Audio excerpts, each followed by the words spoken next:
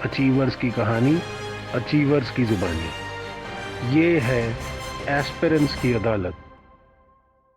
आज हमारे साथ हैं IPS officer Atul Kulkarni sir, जो एस्पिरेंट्स के बेनिफिट में अपने एक्सपीरियंसेस एंड अचीवमेंट्स के बारे में बताएंगे। Thank you so much sir for joining us. You are most welcome to this R M to benefit the aspirants. Thank you sir.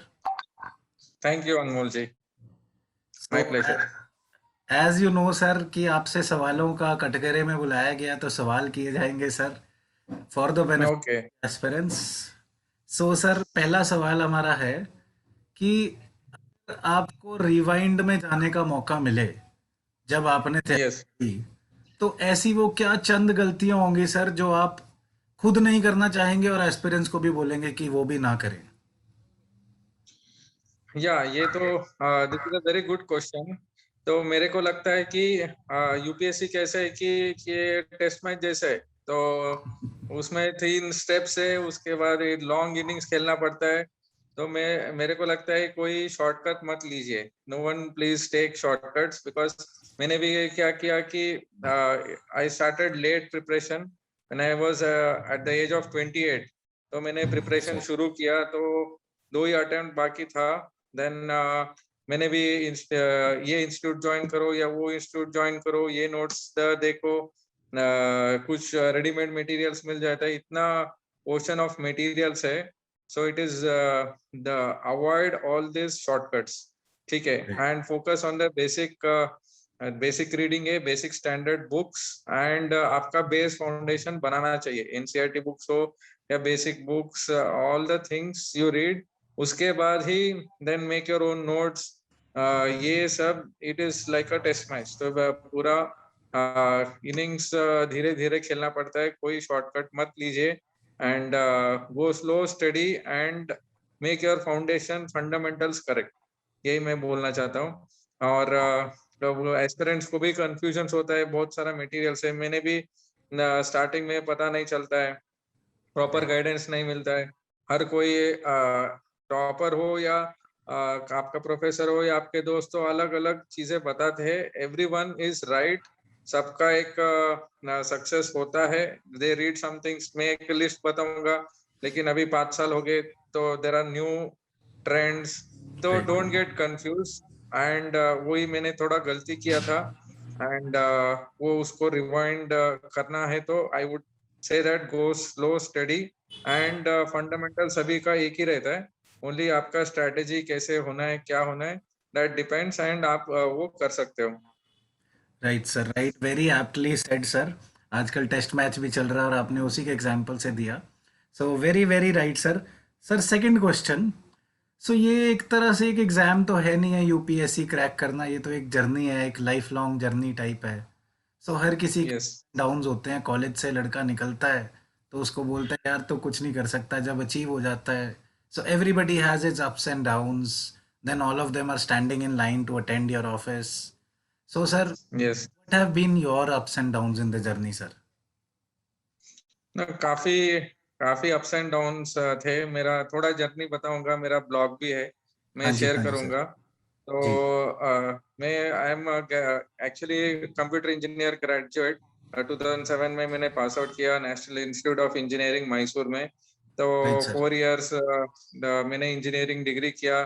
तभी हमने यूपीएससी क्या है, करंट अफेयर्स क्या है, एक न्यूज़पेपर भी मैंने नहीं पढ़ा था। तो सब ट्रेंड था कि एमबीए करो, जीआरई दो, यूएस में जाओ, अमेरिका जाओ, सॉफ्टवेयर कंपनी में काम करो।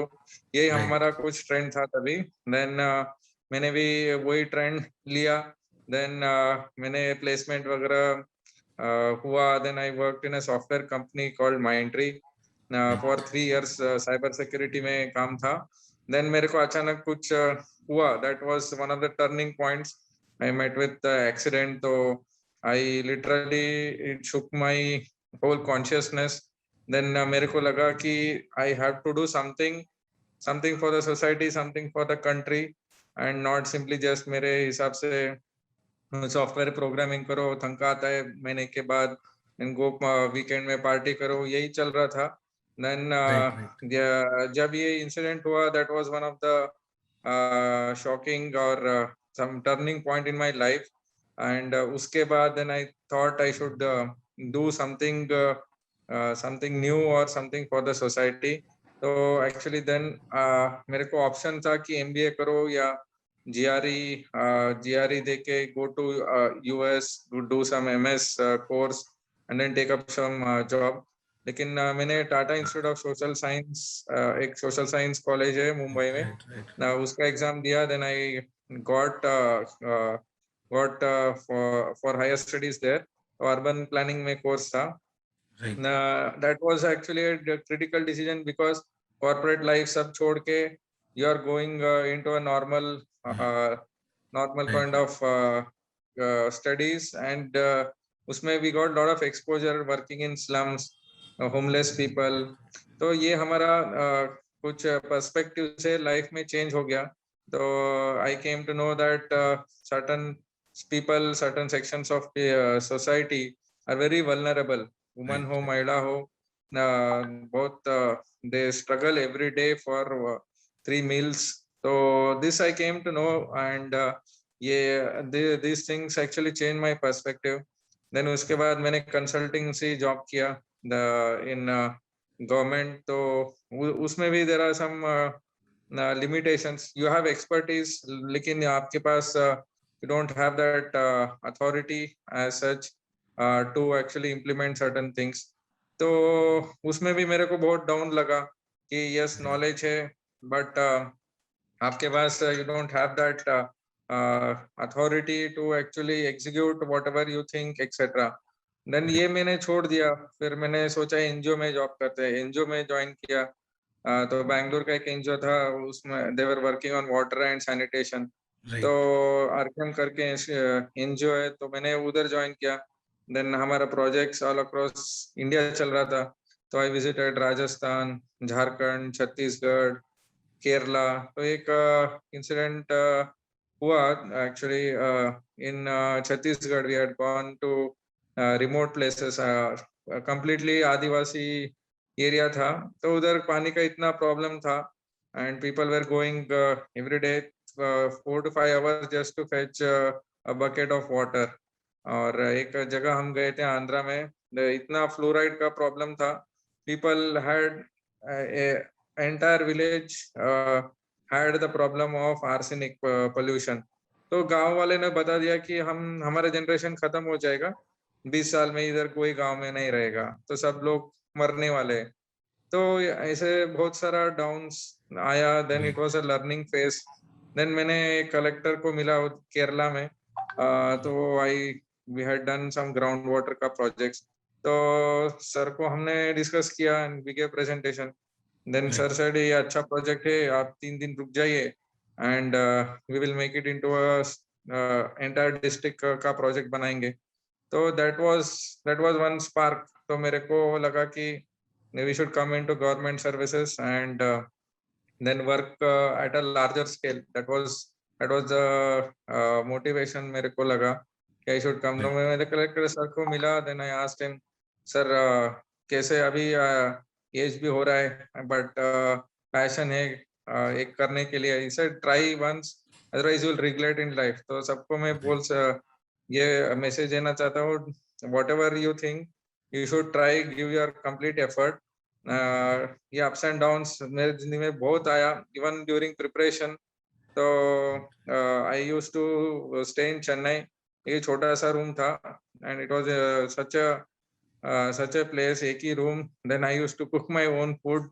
नीचे सोता था, एक ही रूम, एक ही टेबल, उसके बाद सिर्फ बुक्स ही बुक्स था.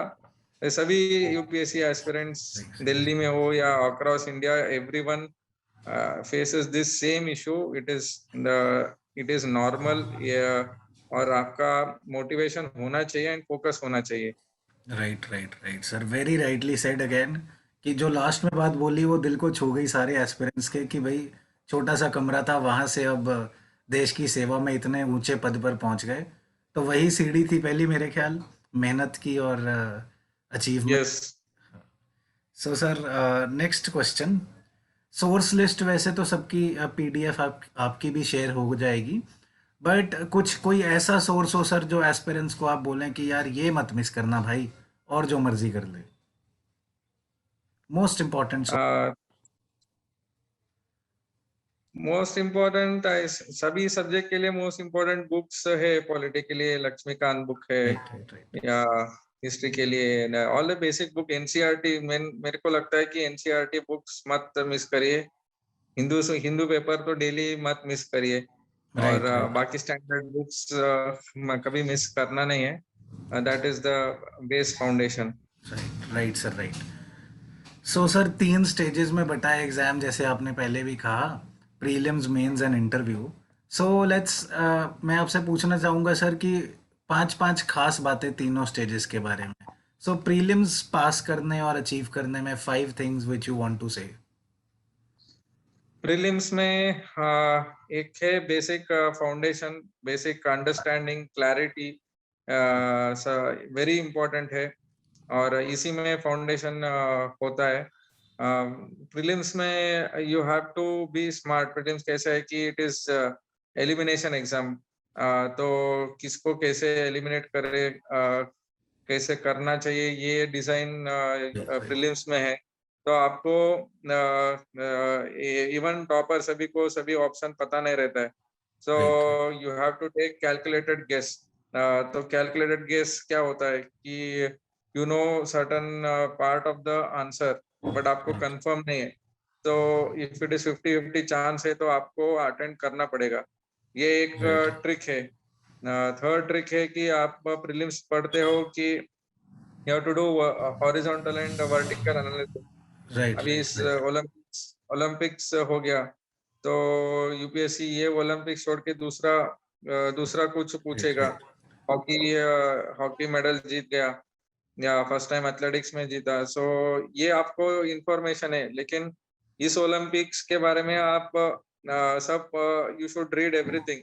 वो हो गया राइट आपका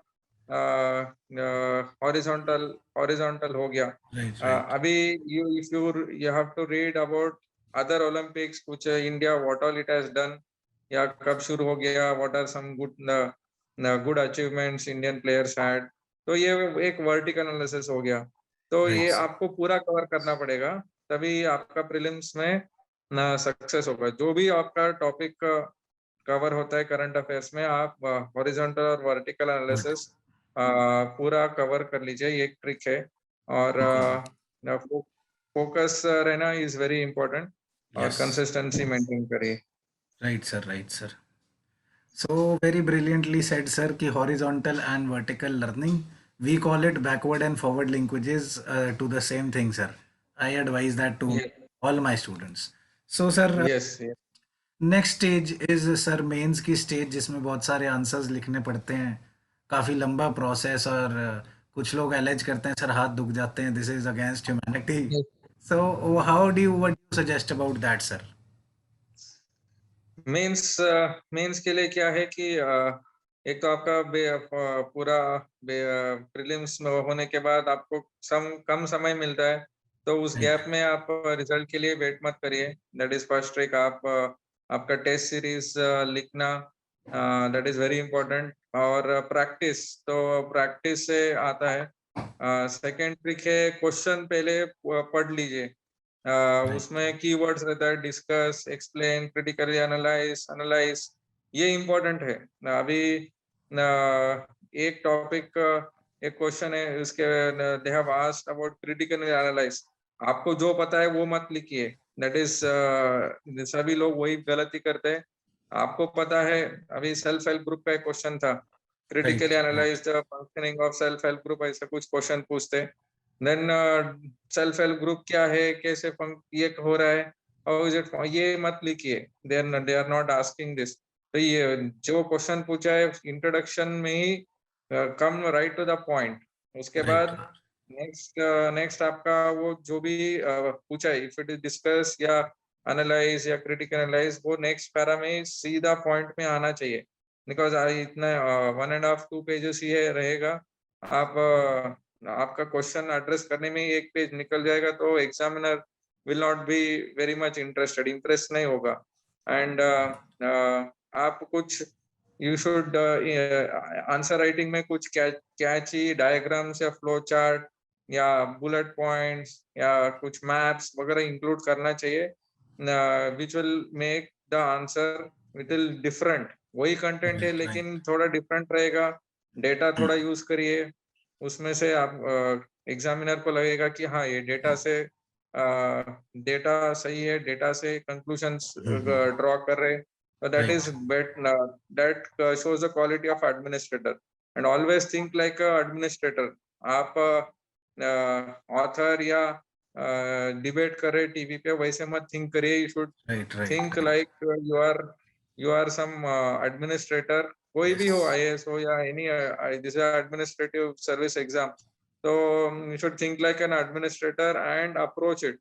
एंड कभी भी फाइनली कंक्लूजन्स क्रिटिसाइज करके छोड़ देना ये काम नहीं है राइट, एडमिनिस्ट्रेटर का, आपको उसका सोल्यूशन भी देना पड़ेगा।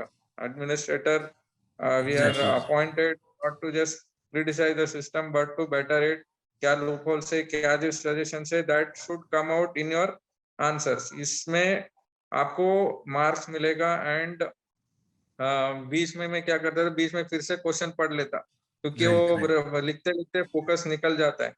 हाँ जी। तो ये ट्रिक है। ऐसे में एक ट्रिक बताता हूँ, ऐसे में टॉपिक्स रहेगा, विच टॉपिक आपको बहुत कंफर्टेबल है, आपको ज्यादा पॉइंट्स पता है, वो पहले चूज करिए।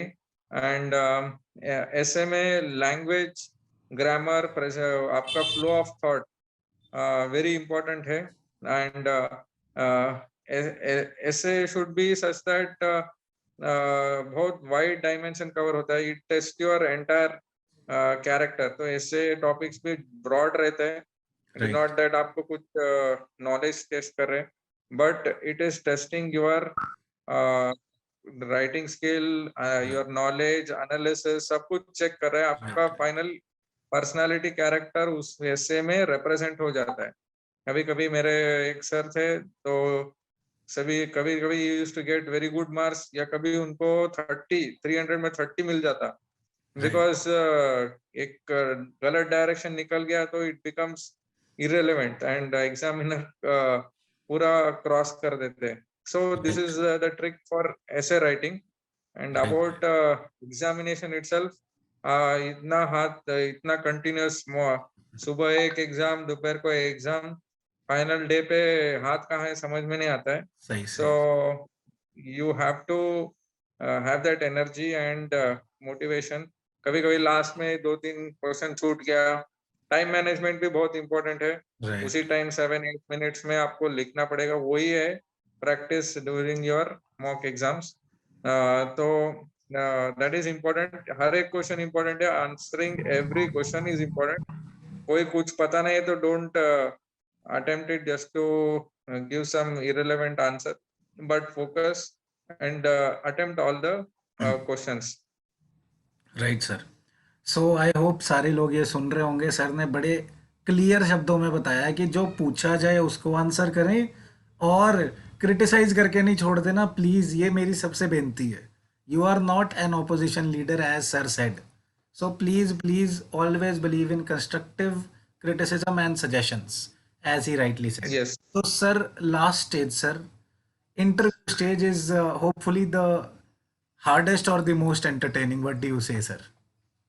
yes।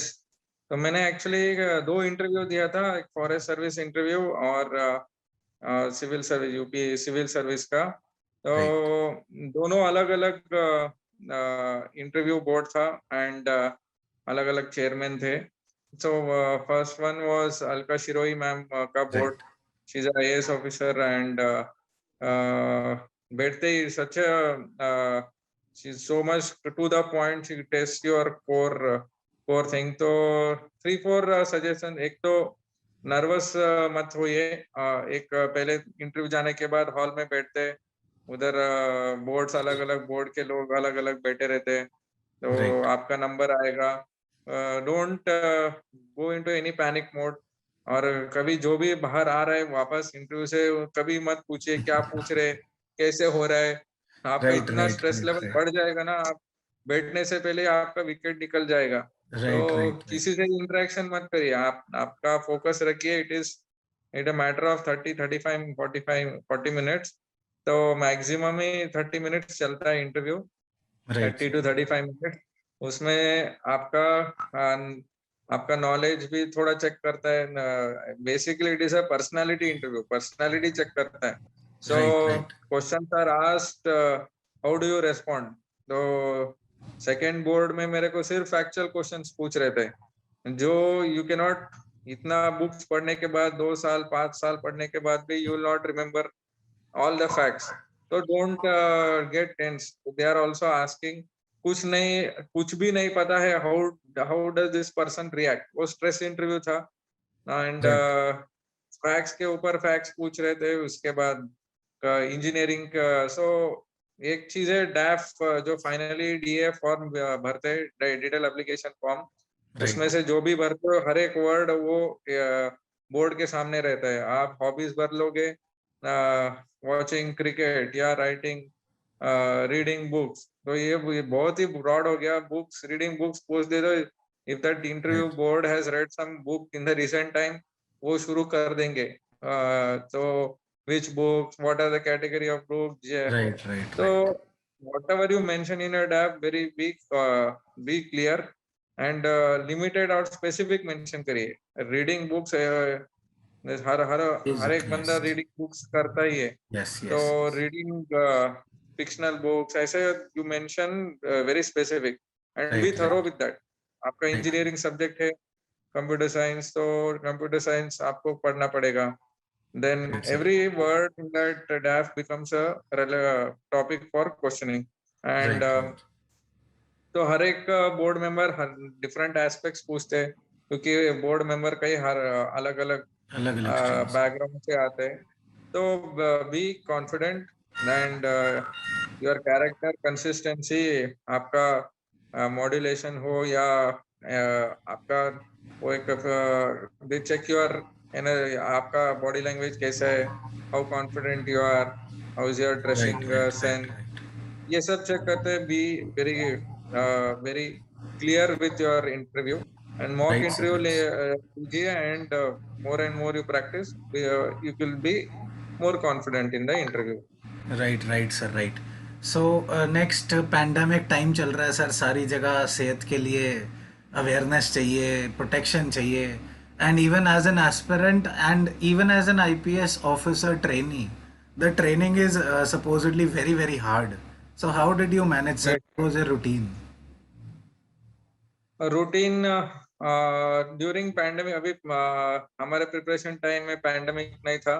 अभी पैंडेमिक में कोचिंग भी ऑनलाइन हो गया, एंड कोई घर से बाहर नहीं जाता है, एंड इट बिकम्स कभी कभी फ्रस्ट्रेटिंग हो जाता है, कोई किसी से मिलते नहीं है, there is no interaction, family से दूर है एक्सेट्रा, कभी कभी हो जाता है एस्पिरेंट को। तो Right. आप एंड बहुत सारे लोग अभी भी क्वेश्चन पूछते हैं कि हमारा शेड्यूल डेली रूटीन क्या होना चाहिए, बिकॉज एक Right. Right. क्लासरूम जाते हैं, कुछ लेक्चर अटेंड करते हैं एटलीस्ट 2 आवर्स 3 आवर्स, एक मॉर्निंग इवनिंग शेड्यूल रहता है, बीच में थोड़ा रिवाइज कर लो। इसमें यू डोंट हैव कुछ परफेक्ट शेड्यूल नहीं है। So make your own time table, तो आपका डेली का टाइम टेबल बनिए, एंड कीप वीकली टारगेट्स, उसके बाद मंथली Right. टारगेट्स। Right. कभी कभी कुछ लोग 6 मंथ्स 1 ईयर 5 ईयर प्लान करते हैं, वो सब मत करिए। Right. Keep shorter goals, and कोई एनी मॉक टेस्ट, कुछ शेड्यूल आप बना लीजिए, take mock test and read those things and keep a schedule. Right right right sir, हमारा मेन क्वेश्चन, मेन मुद्दा यहाँ पे आने का यही है सर, आपके पास हेल्प मांगने कि एक नया लड़का तैयारी करने आता है, यहाँ दिल्ली जाता है, चंडीगढ़ आता है, यहाँ पे हमारे एरिया के आसपास, तो उसको हर यस, कोचिंग्स एंड हर कोचिंग ने सर पिक्चर्स लगाई होती है, रैंक 1 हमारा, रैंक 2 हमारा, रैंक ये हमारा, ऑफिसर हमारा। So how does one utilize and जज अ कोचिंग और whether it is needed? What do you suggest? Oh my god. Yes, ये कोचिंग एक थोड़ा बिजनेस जैसा हो गया, and it is very confusing aspirant को। मेरे को लगता है कि आई यूज्ड स्वॉट analysis for subjects, optional subjects choose करना या कोचिंग इंस्टीट्यूट। तो कोचिंग इंस्टीट्यूट ऐसे कुछ जरूरी नहीं है अभी आजकल। Everything is available online. Telegram में बहुत सारा चैनल्स है, ग्रुप्स है, तो मटेरियल्स वगैरह मिल जाता है। तो मेरे को लगता है स्वॉट एनालिसिस करो, व्हाट इज स्वॉट, स्ट्रेंथ, वीकनेस, अपॉर्चुनिटीज, थ्रेट। तो राइट, राइट। आप समझो आप यूपी बिहार या साउथ इंडिया से दिल्ली आ रहे हो, तो दिल्ली आने के बाद आपका ये लोकेशन चेंज कर रहे हो, कुछ इंस्टीट्यूट ज्वाइन कर रहे हो, देन स्ट्रेंथ्स क्या है उसमें, स्ट्रेंथ क्या है, वीकनेस मतलब फाइनेंशियल बर्डन ज्यादा होगा आपको, एंड राइट, आपको लॉन्ग 2-3 इयर्स रहना है तो इतना खर्चा होगा। Right, but if you stay in your home town या आपके पास घर के आसपास कुछ इंस्टीट्यूट है, अभी आपके चंडीगढ़ में है, साउथ इंडिया में है, चेन्नई में कुछ इंस्टीट्यूट्स है, बैंगलोर में है, हैदराबाद में है, तो दैट यू शुड सी कि कौन सा वेटेज एंड एनालिसिस आपको करना पड़ेगा, एक तो उस प्लेस का। उसके बाद इंस्टीट्यूट में not every institute has experts of all the subjects. कुछ राइट, राइट, प्रोफेसर राइट, हर एक सब्जेक्ट के लिए हर एक एक्सपर्ट्स रहते हैं, तो हर एक बंदा हर एक इनपुट देता रहेगा आपको कि ये अच्छा है, उधर ये अच्छा है, राइट एक्सेट्रा। सर। तो बेसिकली आपको ये तय करना पड़ेगा कि अपॉर्चुनिटीज और थ्रेट्स इसमें क्या है। एक इधर गया, then what are the opportunities में क्या क्या एडवांटेजेस हो सकता है, राइट, इसमें राइट, प्रॉब्लम राइट, क्या हो सकता है, या पूरा एनालिसिस करके आपको डिसीजन लेना, आपको खुद को डिसीजन लेना पड़ेगा। और 3 लेवल का आपका इनपुट होना चाहिए। One is your faculty, then the peers, second is peers, कुछ लोग मेंस लिखे, इंटरव्यू तक गए, they right, also right, give input. Best is the people who have cleared the exam, they are the most successful, और वो आपको proper guide कर सकते हैं कि ये अच्छा है, ये अच्छा नहीं है, ये because they have taken the path and वो राइट, गोल पोस्ट क्लियर कर चुके हैं। सो ये सब लेके you should make a decision, I think. Right sir, right. So toppers की गाइडेंस से ही चलने की कोशिश करने को कहते हैं हम लोग भी। Thank you so much. Sir next question is about CSAT sir, civil services aptitude test अब क्वालिफाइंग हो गया है जी। So people tend yes, for that, what do yes, you about that sir? या मैं एक्चुअली मेरे बहुत सारा एस्पिरेंट्स है, they have ignored it last moment तक, कुछ पढ़ाई नहीं, फोकस नहीं किया, and they couldn't clear prelims because of CSAT। ऐसे राइट, भी बहुत राइट, सारे राइट, एग्जांपल्स है, बिकॉज कभी कभी मैथ्स इग्नोर कर देते हैं, इंग्लिश का कुछ गड़बड़ हो जाता है, सम ऑफ द अदर थिंग्स गड़बड़ हो जाता है, और टाइम मैनेजमेंट कभी होता नहीं है। तो right, best is CSAT, CSAT monthly कुछ 2-3 days ऐसे अलोकेट करो, where you will practise some quantitative, logical reasoning, etc. And don't right, ignore this. So that is the most important thing. Right sir, right. So next question sir, that along with CSAT there are language papers, खुद ही लिखते हुए Yes, Hindi language की translation समझ नहीं आती इतने साल English में पढ़ते पढ़ते। सो सर उसके लिए yes, सुझाएंगे आप? yes, ये भी एक important aspect है। मेरा भी लैंग्वेज 10th के बाद लैंग्वेज पढ़ते नहीं है, एंड राइट, 10 साल स्क्रिप्ट भी देखते नहीं है कभी कभी। तो राइट, क्या हो जाता है, एंड कभी हम मिक्स कर लेते हैं इंग्लिश हिंदी, जो भी मिक्स कर लेते हैं, एंड जब भी लिखना है तो शब्द नहीं आता है। तो मैं खुद एक्चुअली एक खुद का डिक्शनरी बना था, मीन्स मैंने भी रीजनल लैंग्वेज का basic 8th 9th 10th exam standard का बुक लिया, फिर वो चैप्टर्स पढ़ा। सो हिस्ट्री मैंने हिस्ट्री, ज्योग्राफी, क्योंकि ज्योग्राफी में अलग ही शब्द रहते हैं, इकोनॉमी का बुक लिया मैंने। तो क्योंकि कभी कभी ऐसे या कुछ आज लैंग्वेज पेपर में आ जाता है कि दे आस्क एक्सपोर्ट इंपोर्ट, ये क्या होता है समझ में नहीं आता है, राइट, राइट, ये राइट, वर्ड राइट, हमको पता नहीं रहता है। वो भी हमको एक से ऐसे आया था, एक्सपोर्ट इंपोर्ट, सो हम इंग्लिश में पूरा लिख सकते हैं, राइट, लेकिन राइट, हमको वर्ड्स भी पता नहीं। तो मैंने डिक्शनरी किया था, और हर दिन मैंने 15-20 मिनट्स बिफोर स्लीपिंग तो कुछ ना कुछ मैं पढ़ लेता. सो उसमें 6 मंथ्स में मैं थोड़ा ग्रिप आ गया था. एंड इसमें भी same things like CSAT, इसमें इग्नोर करोगे द स्टैटिस्टिक्स है, यूपीएससी का स्टैटिस्टिक्स है, 10% of them fail in optional right subject right and C right SAT. Right तो राइट सर. 10% काफी काफी बड़ा है. एंड राइट सब आप सब करोगे एंड ऑप्शनल में यू इग्नोर, तो राइट आपका राइट पूरा जब खराब हो क्वालिफाइंग में जाएगा रह गए. मेंस. हाँ जी बिल्कुल बिल्कुल सर. क्वालिफाइंग यस यस तो यस बहुत बुरा लगता है, ये क्या हो गया. बाकी पेपर इवेल्युएट यस यस. है ना. हाँ जी हाँ जी. बाकी पेपर इवैल्यूएट ही नहीं होगा. इवेल्युएट ही नहीं होगा बिल्कुल, तो सारी मेहनत यस छोड़ना गया काम से. So again, yes yes yes. every aspirant should now at least understand, we are hearing it from the horse's mouth, the achiever's mouth. So sir, another question is, आजकल ethics and essay game changer रहता है sir.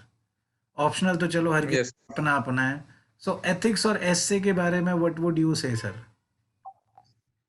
Ethics का very नया very new subject है. हमारे batch से ही शुरू हुआ था, 13 में शुरू हुआ. Right then right sir.